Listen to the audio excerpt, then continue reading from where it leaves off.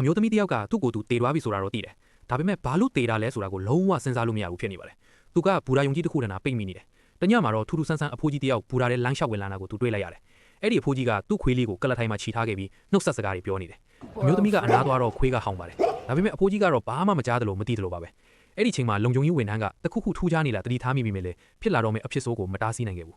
နောက်ရက်မနေ့ရောက်တော့အားလုံးကပုံမှန်တိုင်းအဲ့ဒီအမျိုးသမီးကဗေဒင်းပေါင်နာကဖြတ်သွားရင်းမနေ့ညကအဖိုးကြီးကိုပြန်တွေ့လိုက်ရတယ်ဒီတစ်ခါတော့အဖိုးကြီးကသူ့ကိုမြင်ရတယ်အမျိုးသမီးကရှင်ရောကျမရောကဝိညာဉ်တွေဖြစ်နေပြီလို့တွားပြောပေမဲ့အဖိုးကြီးကလက်မခံပဲအတင်းအပြင်းထွက်ဖို့ကြိုးစားတော့တယ်ဒါပေမဲ့ဘလူးမှထွက်လို့မရပါဘူးအမျိုးသမီးကအပင်ပန်းမခံဖို့ဖြောင်းပြတာကိုတော့အဖိုးကြီးကဒိုးသားတကြီးပဲပြန်អော်ပါသေးတယ်ညရောက်တဲ့အထိအဖိုးကြီးခမအပြင်မထွက်နိုင်ပဲထင်နေတော့ပါပဲတရက်မှာတော့အမျိုးသမီးကငိုနေတဲ့မိန်းကလေးတယောက်နဲ့တိုးမိတယ်အဲ့ဒါအဖိုးကြီးရဲ့သမီးဖြစ်နေတယ်အဲ့ဒီသမီးဖြစ်သူရဲ့မျက်ရည်ကိုထိမိတဲ့ခဏမှာပဲအမျိုးသမီးကသူ့ဘသူလဲဆိုတာကိုရုတ်တရက်ပြန်မှတ်မိသွားတယ်ဒါပေမဲ့ဘလူးသေးတာလဲဆိုတဲ့အချက်ကတော့ပဟယ်လိဖြစ်နေတော့ပါပဲ